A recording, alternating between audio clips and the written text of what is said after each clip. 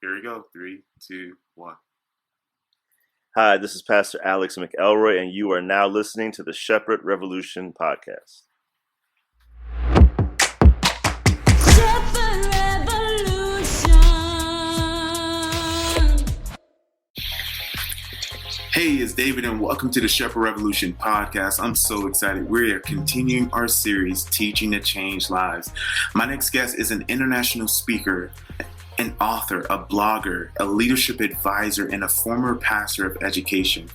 He has experienced and he has overcome challenges and setbacks in life with the loss of his father and his mother, drugs and alcohol abuse. He found himself angry and lonely, but has changed his life 180 degrees. Now he's a dedicated husband to his supportive wife of 9 years. He's a loving father to 2 beautiful daughters who inspire him to become a better man. He now hopes to help others cultivate an authentic relationship with God. Ladies and gentlemen, boys and girls, please welcome my guest, Alex. Bro, Alex, the crowd loves you. The crowd loves you. So, what was the journey to leadership? Coming from a background of experiencing drug and just the abuse of it, experiencing the loss of parents who are essentially guides. How did that impact your journey to leadership, or has it? Yeah, it has. And I should also say I need to update my bio. So we're about to be 13 years married in a week or two. Yeah, that would be a good thing, right? Yeah, man. I don't have time to go over my whole journey, but yeah, my dad passed when I was 11. My mom passed a couple years ago, both from health issues, different health issues, but they instilled a certain work ethic and framework in me, for not just being grounded in a relationship with God, but also in pursuing whatever I do to the fullest of my potential. And so my blog is actually called Relentless Pursuit of Purpose, same as my YouTube channel, Relentless Pursuit of Purpose, because my purpose is to help other people discover and walk in their God-given purpose. Mm-hmm. So as far as leadership, it kind of was thrust upon me, I guess you could say. I just started wanting to help and serve in youth ministry at my former church. That was all I wanted to do. I just wanted to serve. And as I did that and grew and learned kind of what was necessary, what these kids needed, and where are the gaps. And I think in answering questions is oftentimes a lot of where you find your purpose. I actually gave a TED Talk a couple years ago. I remember that. Oh, yeah. Yeah. And there was 3 questions that I gave the audience there that I believe we should all ask ourselves, and they're kind of counterintuitive. But I think the quality of the questions and the focus of the questions that we ask ourselves will help us discover our purpose. And when you do that, you know what area you're built to lead in. So I think that's how I found mine. Wow. So asking yourself those questions, so what type of questions are they? So if you were to give me an example, if I'm wondering what my purpose is, Alex, what are some of the questions that I would be asking myself? So I think, and so I got to qualify this too, because when I talk about purpose, I'm talking about it from a biblical framework. Okay. I know it's become this buzzword, and that's semi-problematic because I think some well-intentioned people in the world make purpose sound like a career or make it sound like a job application.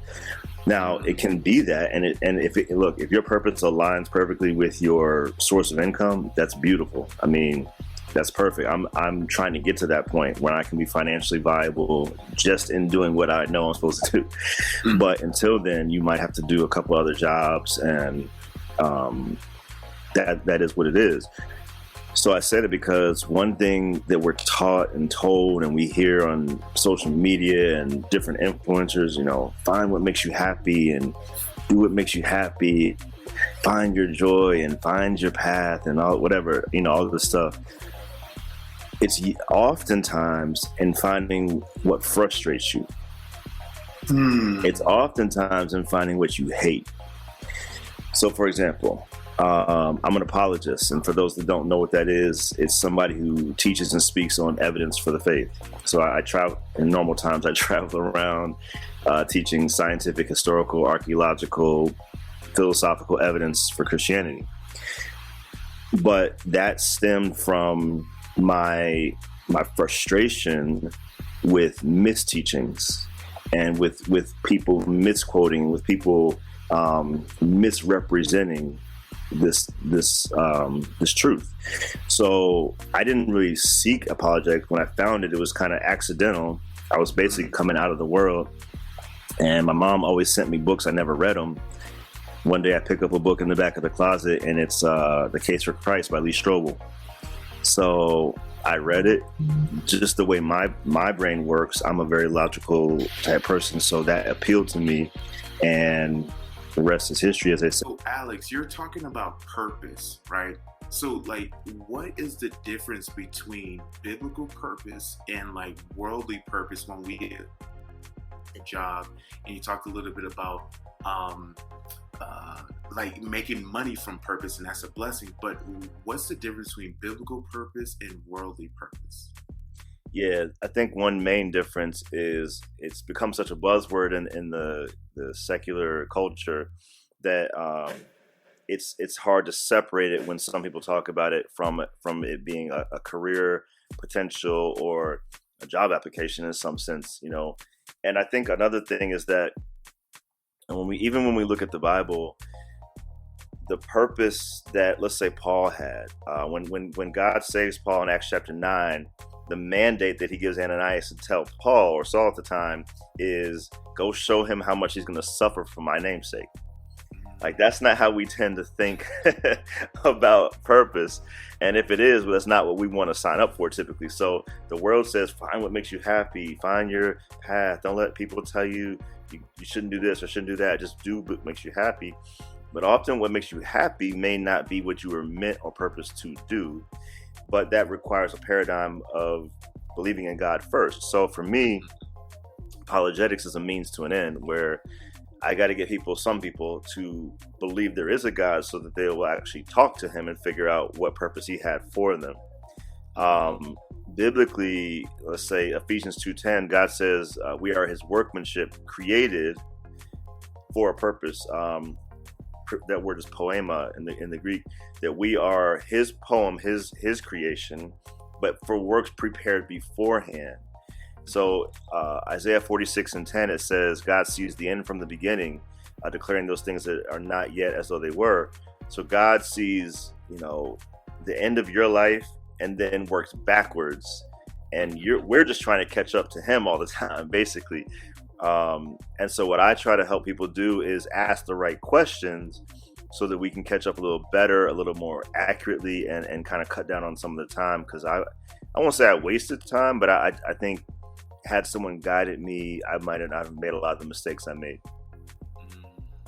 So that guidance that you're talking about and understanding your purpose in him and getting people to a point where they're having a conversation with the Father. So let me ask you this, Alex. When you think of teaching to change life on the spiritual component side of things, because you're a spiritual man, what does teaching to change lives mean to you? Man, first of all, it's a great book, but what it means to me, so I used to be pastor of education at a large church here in the city of Chicago. One of my main mandates was training up teachers and ministers to be biblically sound. We put in an evaluation process, because there's more to teaching than just knowing information. So I would say teaching has not fully taken place, and I think Hendricks says something to this effect in the book, until the person you're teaching can teach it to someone else, then it hasn't been fully grasped. And interesting, like I was just doing Bible study with my girls. They're 7 and 10. I know they're not going to get everything, but they're 7 and 10. They're not going anywhere. I'm not going anywhere. I can keep reiterating these biblical truths. We're going to keep reading this, and as years go by, they're going to get it. this is not an overnight process. Even Jesus with his disciples, for 3 years he taught, and at the end in Acts chapter 1, we see they still didn't quite get it.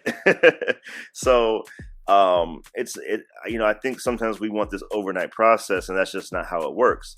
So I would say, has understanding taken place? Understanding is bigger than I heard what you said. Understanding is, I can rephrase it in my own words and still protect the meaning of what you said. I would say there's 3 levels to, learning or knowledge. I don't know how you say it. So there's knowledge, there's understanding, and there's wisdom. Knowledge is just facts, like 1 + 1 is 2. Cool. What do I do with that? So then level 2 is understanding. That's comprehension. So now if you have 1 pencil and somebody says, man, what happens if you have another pencil? And now you're like, oh, I have 2 pencils. Now I'm making sense of this fundamental concept in math. Let me switch examples for a second. So wisdom is applied knowledge. I say knowledge without application is useless. So, man, you could teach somebody, David, you could teach somebody something and you're like, man, I taught the best lesson ever. And then they go out and do the exact opposite. You're like, what the heck? It doesn't mean it's your fault. It just means they lacked wisdom on how to apply that thing. Like a doctor that smokes cigarettes, they got the knowledge, they got the understanding, but the wisdom part is missing, at least on that particular example. If you don't apply what you know, then what's the point of knowing it? Because I've heard some people with some PhDs say some dumb stuff. So, I don't denigrate degrees. I got degrees, but can you apply it is the question. So teaching to change life is going from from knowledge to understanding to wisdom. Yes. Wisdom is essentially applying it. Wow, that definitely summarized, the entire concept in what you were sharing. And if people want to get connected with you, where can they find you on social media, email, or your website? Where can they best find you, Alex? Yeah, man. YouTube, Relentless Pursuit of Purpose is the YouTube channel. So we're really trying to grow that, and especially during this time of being kind of locked in, it's starting to open up. But as a public speaker, the one thing I need is an audience, and that was the one thing we couldn't do. So I did a lot of stuff online, but now I have those resources there for people. Those videos are done. So YouTube, Relentless Pursuit of Purpose. Twitter and Instagram is Alex R. McElroy, McElroy. My website is alexrmcelroy.com. Also proofforthetruth.org. That's the nonprofit. That's my apologetics ministry. We do a conference every year. We provide apologetics workshops that churches can host. So they bring us in. We know every church doesn't have an apologist on staff. That's just not realistic. So we just try to come in and be a resource to those who need us. That's powerful. So thank you so much for joining us on this series, Teaching to Change Lives. Appreciate it. Awesome. So I want to let you all know, be the solution to the education evolution. Shepherd, shepherd, shepherd, shepherd, shepherd, shepherd revolution. Shepherd, shepherd, shepherd, shepherd, shepherd, shepherd revolution. Hey, it's David Prosper, and welcome to the Shepherd Revolution podcast, a show for educators, parents, and those out-of-the-box shepherd leaders doing education differently. I want to say thank you for leading the education evolution. We are bringing practical strategies, systems, and solutions to help you thrive as a revolutionary shepherd. Shepherd, shepherd, shepherd, shepherd, shepherd, shepherd